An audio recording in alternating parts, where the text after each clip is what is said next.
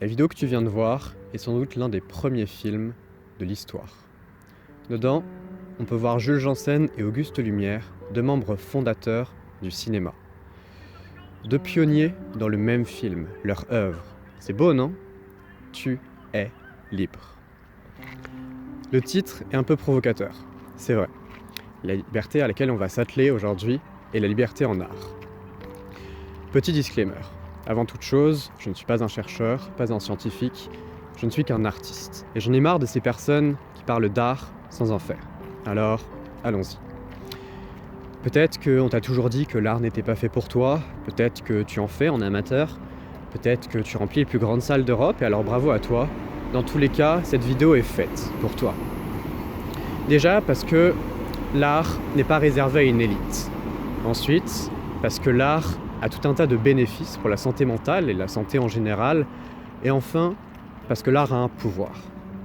Un pouvoir, j'aime me le représenter par ce que j'appelle la modélisation. C'est-à-dire qu'on va se modéliser dans notre tête quelque chose qui fondamentalement est faux, car l'art est une illusion. On va se le modéliser dans notre tête et ensuite cela va nous servir de modèle, d'exemple. Prenons justement un exemple. Lorsque l'on voit quelqu'un sur les réseaux sociaux ou dans les films qui réussit à prendre un jet privé, on va associer l'idée du jet privé à celle de la réussite, alors que ces deux choses n'ont fondamentalement rien à voir. Cela est la même chose pour l'automobile, pour le tabac ou la violence. Tu l'as remarqué, mais c'est justement les choses qui sont néfastes pour nous, qui sont représentées ici. Les lobbyistes du milieu du XXe siècle qui ont créé ces stratégies avaient beau être les personnes les plus intelligentes qui n'ont jamais existé, elles ont simplement servi les mauvaises personnes. Mais ce pouvoir, il est limité, justement grâce à toi. Il y a ce qu'on appelle le pouvoir de la carte bleue, c'est-à-dire que tu as le choix de ce que tu consommes. Tu peux choisir ce que tu consommes. Et donc, les trois pélos qui vont créer la stratégie communication d'un film ne vont pas remplir à elles seules les 3 millions d'entrées. Ainsi, par ce pouvoir, tu as également un devoir éthique, de savoir ce que tu consommes. C'est-à-dire, par exemple, cette musique que tu entends qui promeut la consommation d'alcool ou cette autre, l'utilisation de la voiture. Mais ici, on ne s'intéresse pas à la consommation. On s'intéresse à la production, au comment, et donc méthode par Octavien en 3 étapes pour libérer l'art.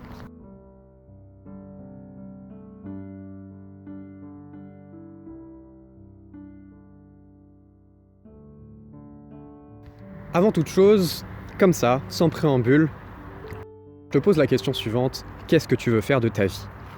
Si ce qui te vient à l'esprit, comme ça, sans réfléchir, c'est, je sais pas, acquérir telle somme d'argent, ou acheter telle maison, ou alors dominer le monde, tu t'es fait couiller. Parce que ce ne sont pas vraiment tes objectifs. Là, si tu devais faire une œuvre d'art, tu ferais la même pop standardisée qui inonde l'industrie musicale. C'est-à-dire que la première étape, tu l'as compris, ça va être l'émancipation. Pour cela, on va se la jouer un petit peu comme Descartes. Je vais te poser une nouvelle question. Qu'est-ce qui, pour toi, peut être remis en question ? Ça peut être n'importe quoi. Ça peut être tes croyances, ça peut être tes connaissances scientifiques, ton identité civile, les notions les plus élémentaires de vie, d'amour ou de mort. Qu'est-ce qui, selon toi, peut être remis en question ? Et donc, par extension, qu'est-ce qui te reste ? C'est une question compliquée, à laquelle je te demande de réfléchir.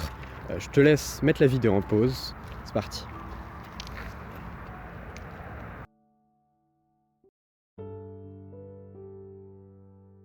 Je ne vais pas commenter ce à quoi tu es arrivé après l'introspection. Je ne peux déjà pas le savoir, je ne me permettrai pas en plus de juger.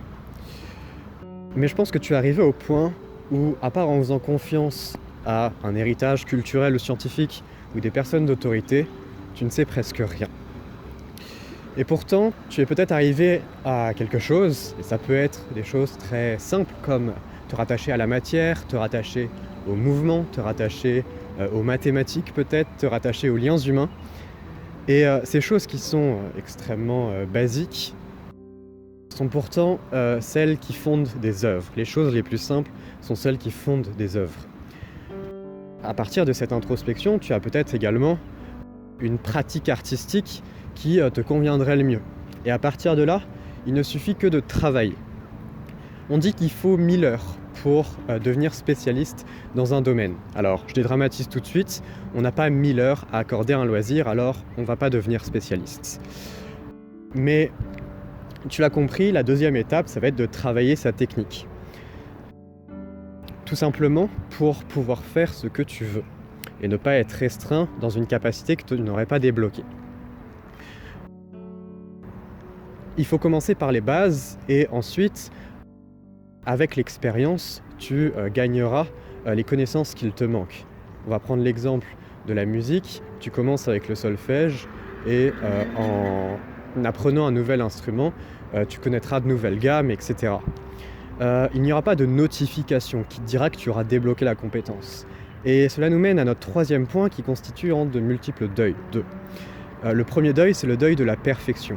Pour cela, je vais citer Pierre Ninet dans le podcast de Léna Situation en disant « Le moment parfait n'existe pas, la situation parfaite n'existe pas, il faut faire le deuil de la perfection. » Et c'est tout con, mais il ne suffit que de se lancer.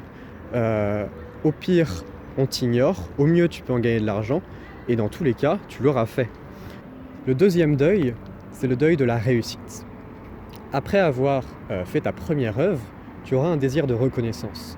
Tu voudras la récompense après l'effort. Mais il faut savoir que c'est un modèle de pensée extrêmement récent, notamment influencé par le capitalisme états-unien. L'enjeu, ça va être de séparer la valeur monétaire et la valeur que tu donnes à ton œuvre. C'est-à-dire le rapport avec ton rêve. Et ton rêve, ce sera rarement de vivre de ton art. Et ça peut être le cas, et alors fonce et tu y arriveras. Mais ton rêve, ça peut simplement être dire je t'aime à tes proches ou sourire à une personne au hasard chaque jour. Et ces échelles sont très réduites. Mais ce sont elles qui changeront le monde. Parce que si tu prends le temps, si tu consommes moins et tu commences à faire quelque chose de productif de ta vie, alors tes proches auront le meilleur exemple sous leurs yeux pour faire de même. C'est par l'individu qu'on bouscule la foule. Et après être entré en introspection pour sortir des modèles dominants. Après avoir travaillé ta technique pour pouvoir faire ce que tu veux. Et après avoir fait le deuil de la perfection et celui de la réussite, il ne te reste qu'à créer. Ça peut être poser ces premières lignes d'un roman que tu feras lire avec la boule au ventre à tes parents. Ça peut être monter sur scène pour jouer devant tes amis ou faire un sketch. Pour moi, cette dernière étape, c'est de faire cette vidéo. Et j'aimerais reprendre l'exemple de l'introduction pour dire que l'art n'est cher que pour les personnes qui ont les moyens. C'est-à-dire que quand on n'a pas les moyens, les stratagèmes viennent d'eux-mêmes. Ça peut être ce tournage en extérieur, de nuit maintenant. Ça peut être s'enregistrer au téléphone et mon meilleur ami derrière la caméra.